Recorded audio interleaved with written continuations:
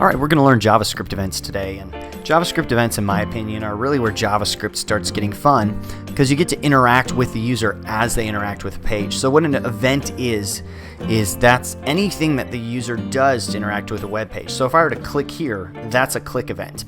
If I were to mouse over here, that's a mouse enter and a mouse leave event when I leave. So we can listen to these events. It's called listening to these events.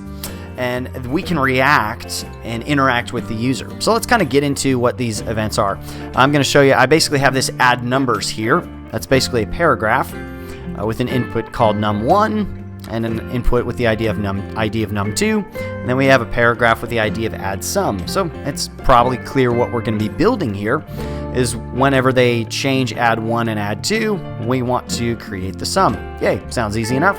So let's go ahead and build this out. If you remember from our prior lesson, we do selectors to actually grab an element. So let's actually get num1 here. Num1 equals document dot get elements by ID. And this is num-1. There we go. And let's get num2 as well. Oop. Num2. There we go. And let's go ahead and get sum while we're at it. Add sum is add sum. I believe that's add dash sum. Let's make check. Yep, add dash sum. Okay, so we've gotten our elements here. And to add a listener, it's very simple. You just take your element and do add event listener. And then your first argument is the name of the event. So let's do a click event. And then this function will fire or execute every time that event takes place. So let's just console log hi. There we go. I have live reload going, so this just refreshed. So now when I click, it console logs hi. There you go. You can see it going. Let's actually make it alert hi here. Hi.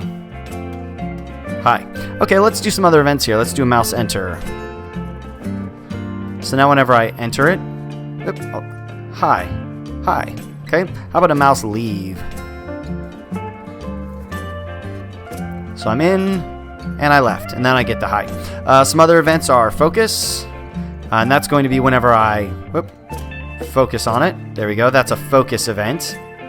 And now I can't get away. And then a blur event. Not blue. Blur event is going to be whenever I leave that element. Let's see if I can get out of here. Okay. Some of those events are actually tricky to get out of when you're doing alerts. So there's a focus, and let's blur. Blur, hi. There we go. So here's kind of a list of events. I got click, mouse enter, mouse leave. Mouse down is when your mouse clicks down. Mouse up is when you let it back up.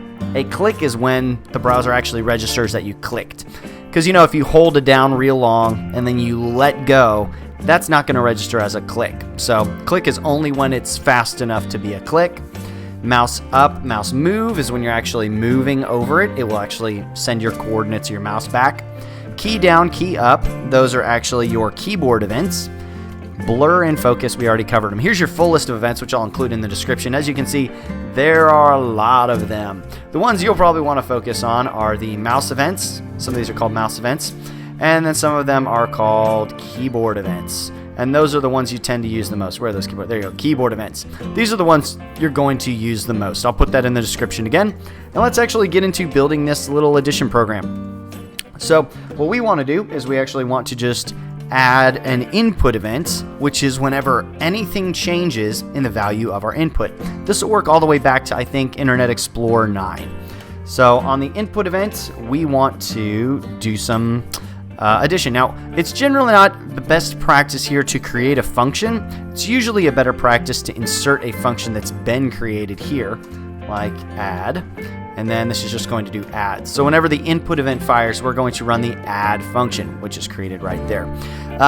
That's good for several reasons, which I can get into more later on. One of the reasons is now I can fire that whenever either of these run. So whenever the num1 has an input event, I can run add. And when num2 has an input event, I can run add. So that's one reason alone that it's great to pull it out. So that way you can share this function between multiple elements. That's kind of a good practice. So what we're going to do here is we're going to actually get our two values. Var1 equals num1 dot value. That's going to be the actual value. 2 equals num2 dot value. Let's console log both of these. 1, 2. A, B, C, D, E, F. So there we go. We have our 2 values. Excellent. And then let's actually add some. We want to change the inner HTML. Add some inner HTML equals 1. Actually, we'll just, 1 plus 2. So let's go check it out. We got 12 and we have 24. And we got 1, 2, 2, 4. Because anything that comes in from an input is a string type. It's not a number type. So how you convert that from a string type to a number is just go parse float. So that's going to parse it into a floating number. Floating integer, floating number. I forget exactly what it's supposed to be called. So let's do 12 and 35. Okay, 34. Okay, so that works, but if you notice, when this is empty, it says non, which means not a number. That's because we just tried to parse undefined as a number. So what we can do here is we can do an or 0. These little double bars mean or, which means if this value is basically null, undefined, non, which is not a number, then it's going to say, okay, that doesn't exist. Let's use the or value instead. So I could say null or 0, and I could do null or 0, and basically 1 would equate to 0 and 2 would equate to 0. So really how this pans out to be is if this doesn't create a number, we're going to use 0 instead. If this doesn't create a number, we're going to use 0 instead. So there we go. Let's try this now. 34. Excellent. It did 34 plus 0, and then plus 1 for 35. All right, there you go. We did our little number addition. And let's do a little maybe your sum is. And of course, this will actually do something tricky as well. 3, 4 plus 2, 4. Why did that do that? Well, because as soon as we start adding a string to numbers, then it can't do that. So it adds a number plus a number. So kind of the way you get around this is go sum equals 1 plus 2. 2 numbers together. I can do that, JavaScript says. And now we can add sum in there. So that'll work. 34 plus 2. Excellent. And another way that you could do that is you could just go parentheses like that. 1 plus 2. And so that will do whatever's inside of the parentheses first. So that's a number plus a number. That'll work. And then it will add that number plus the string, in which case it will turn them all into one big string. So I'll just leave it like that. It's a little bit cleaner if you ask me. Excellent. So there's our addition. Our addition is working thanks to click events. So let's go ahead and do maybe one more example here. I'm going to turn off this HTML and turn on this HTML. So what I have here is I have a list of LIs and I have a list of images. Now the images have a class of hide, which means they're hidden. Up here, my class hide in the CSS is display none. So I basically want to be able to click on this A tag, and then I want that to show an image, actually show it and hide it. So let me go ahead and say this so you kind of see what we have here. So you have Simon Cowell, Bruce Willis, and Ben Carson. 3 great guys, of course. And then basically I want to click on one of those. And so I've added an href of pound. Pound will just by default just reload your same page. It doesn't really matter what we put in href because we're going to be returning false, which means we're going to cancel this out. It's never going to go anywhere. So if that was google.com, it's not going to go to google.com. We're actually going to cancel that out. But it's good to put something in there. So by default, if you have a link that you're going to be canceling with JavaScript, just put pound in there. So we have ID of Simon, ID of Bruce, ID of Ben, and then our images we want to toggle are Simon pick, Bruce pick, and Ben pick. Okay, let's go ahead and build this out. Let's get rid of this JavaScript. I will put that in the description on maybe CodePen or something for you for a little bit later. But for now, we'll get rid of that. And let's go ahead and grab that Simon element. Where Simon equals document.get element by ID. And then this is just Simon. There we go. And let's get Simon pick.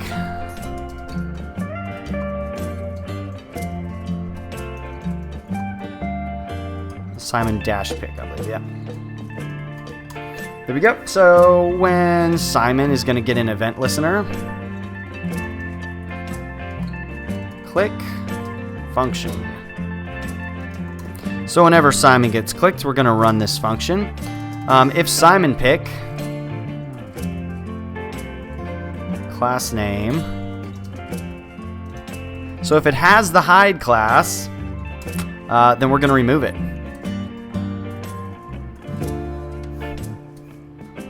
Class name equals, there we go. So basically if it has a class name hide, we're going to remove it. So let's go and click. Hey, there he is.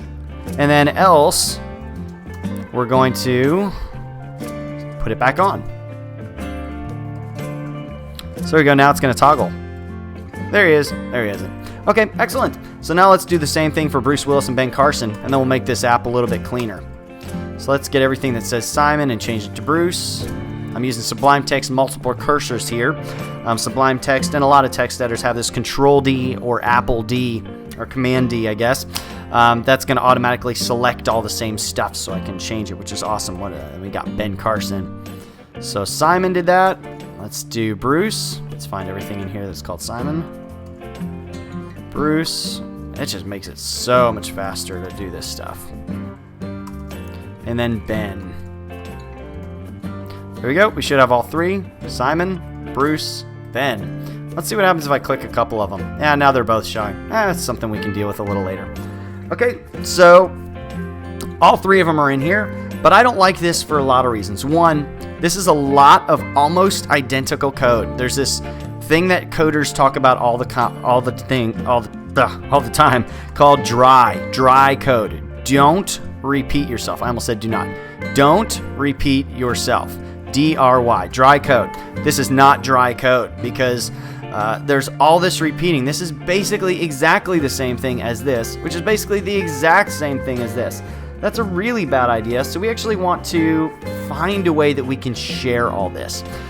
So let's go ahead and create a new function here. I'm just going to go ahead and mute you guys out. And let's actually do a new function. Add event listener. I'm just going to actually copy you. Let's get at one function that everybody can share, that everybody can use. We'll call it pick link. There you go. So now Simon can listen to that, and Bruce can listen to that, and Ben can listen to this. Excellent. So now pick link can kind of do all of this at once. Let me go ahead and scroll down. There you go. Get you guys some space up there. Pick link.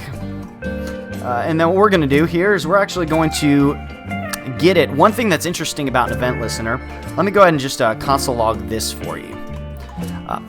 Basically, when we start sharing stuff, we don't know who got clicked on. So we don't know if we clicked on Simon, Bruce, or Ben when we fire this function. So we have to look that up based off of this. This will be the element that got clicked. So this will be Simon if you clicked on Simon. The value of this will be Bruce if you clicked on Bruce. Well, here, I'll just console log it so you can see. There we go. So this is my A for Simon. If I click on Bruce, then I'm console logging this. Then that's going to be Bruce Willis. B is going to be Ben Carson. So what I've done here is you'll notice I've added this data-img attribute. So you're free to use with HTML4 or 5 data- anything you want. So I just called it img because this is going to be the ID of the image that I want to toggle when I click on Simon. You'll notice that this has the ID of Simon pick. And so basically when I click on this link, I want to toggle Simon click. So I added data image of Simon click, data image of Bruce pick, Simon pick, data image of Ben pick. So I'm actually going to snatch that out. So here's kind of how that'll work. I'll go var pick. Instead of before, I was automatically looking at Simon pick, Bruce pick, or Ben pick. Well, now I don't know which pick it is. So it's just going to be var pick equals document.getElements by ID. And I actually want to snatch the attribute out of there. So var pick ID equals this.attributes. So this again is my A link that got clicked on. And I want to look at my attributes list, and I want to grab data-img. img. So I can't go data-img. That's bad syntax. That's going to, it's data minus img. So there's another way that you can access attributes is I can do this. And so that's going to be the data img. So I can also do this, attributes. Basically, you can use it to access any value you want. So I don't need to do that for attributes. I can do the cleaner version, which is this way. This .attributes.data.img is basically what I'm doing, .value. So I'm going to get the value out of the data.img attribute. And so pick ID, let's go ahead console log pick ID. Make sure I got this running right. So there you go. Simon pick is the ID I'm getting, Bruce pick, and Ben pick. Awesome. So now I just have to do pick ID. So I'm getting my element. This is the pick that I want to show. And now I just have to kind of copy and paste this code here. Let's copy and paste this. Get rid of my comments. Let me toggle it over a little bit. So now I'm just doing pick. If pick.className has hide, get rid of it. Excellent. This should totally work. Let's see. Simon's working. Bruce is working. Ben is working. So now what we did is it took a little bit of figuring out, a little bit of reworking, but look how much shorter my code is now. So I've added 3 listeners. I don't need you. I don't need you. And I don't need you. Excellent. That's a very simple code. And this is good for several reasons. One, I'm only creating one function, so I'm using a little less memory than if I created 3 different functions. And now any future functionality I want to add into my program, it's all I have to do is change this one function and all 3 of them will get the results. So remember that problem I had earlier where if I click on several, I see them all? Well, what I want to do is I actually want to hide every image. I want to actually hide every image that's in existence on the page first, and then I want to show everything. So I'm going to go document dot query selector all image. There we go. And then I would basically loop through that. I could go var image all images. And then I could loop through all images, and I could tell each image to have a class of hide, and then I could run through the rest of the code and show the one that I want to show. I might as well do it for you, right, since I just told you about it. Let's do a for loop, var I equals 0. Remember that for loop and how annoying they are? You just got to keep doing it till you remember how to do it. I is less than all images, dot length, I plus plus. Man, it takes a while to remember that for loop. Basically, I'm just going to go through I as many times as it takes. All images, I, so I want to get the image that I'm looking for. Let's see, dot class name equals hide. So I'm going to add hide class name to every image on the page, and then I'm going to go through with the rest of my program. Let's see if this works. Oh, it works. Excellent. Excellent. That is exactly what I wanted it to do. Am I only showing one? Yep, I'm only showing one. Awesome. There you go.